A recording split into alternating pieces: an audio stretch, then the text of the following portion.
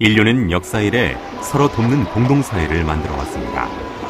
그런데 문명이 발전하고 중세의 빈부의 차가 나타나면서 개인과 가족의 삶을 보장할 수 없다는 불안은 점점 커져갔습니다. 17세기 말, 런던의 수도승들은 요즘으로 말하면 셀러리맨이었습니다. 그들은 땅이나 재산이 없었기 때문에 만일에 대비하는 조합을 만들었습니다. 그들 중 누군가가 죽게 되면 유족을 돕기 위한 돈을 적립해두기로 했습니다. 문제는 적립금이 일률적이라 젊은 수도승들은 계속 돈을 내야 했고, 노인들은 적은 돈만 내고도 먼저 죽게 되면 같은 액수를 받았습니다. 따라서 불만 없이 적립금을 내는 것은 노인들뿐. 젊은 수도승들은 불만을 가졌습니다. 결국 인류 최초의 생명보험은 무산되고 말았습니다. 몇 년 후 런던에서 고아와 미망인을 위한 보장조합이라 불리는 생명보험조합이 생겼습니다.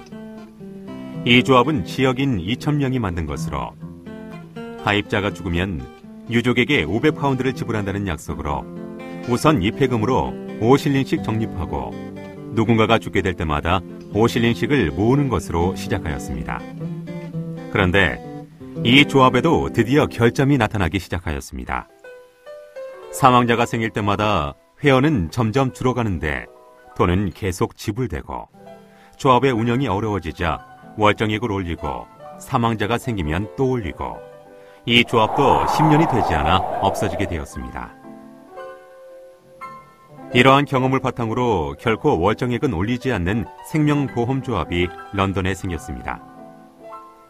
회원에게 1년에 6파운드 4실링씩 모아 그 돈으로 그 해에 죽은 회원의 유족에게 분배하는 방식이었습니다. 그런데 회원이 죽게 되면 적립금이 줄었고, 적립금이 줄면 유족에게 돌아가는 돈도 적어지고, 회원 수를 늘리자니 모여드는 사람은 노약자들 뿐이었습니다.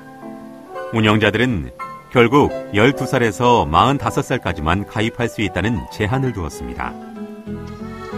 한편 당시 헨리의 성을 발견했던 에드먼드 헨리는 인간의 수명에도 법칙이 있을 것이라 생각하여 자료를 수집하기 위해 독일의 블레스라우라는 마을에 갔습니다.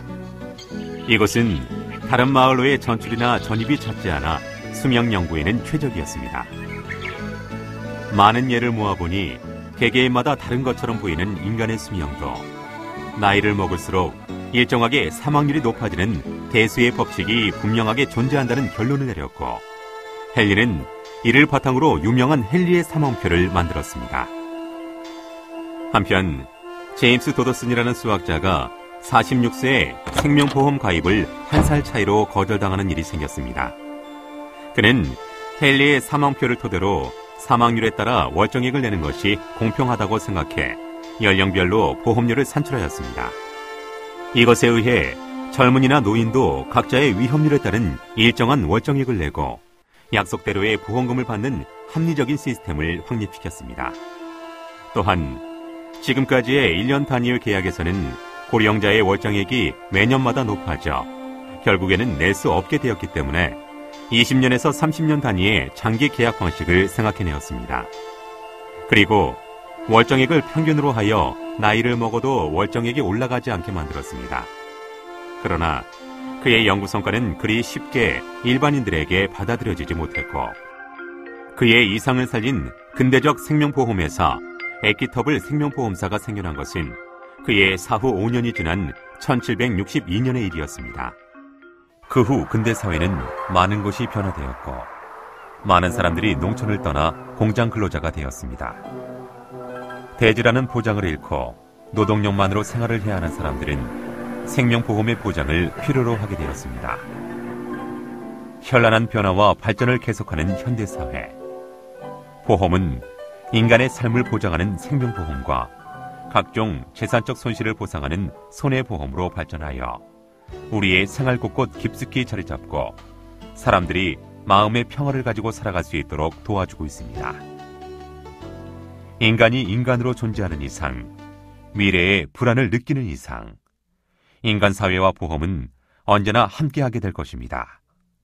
그리고 그것이 어떤 형태가 되든지 그 근원에는 인류의 시초부터 이어져 온 가족을 지키고자 하는 본능이 존재하고 있는 것입니다.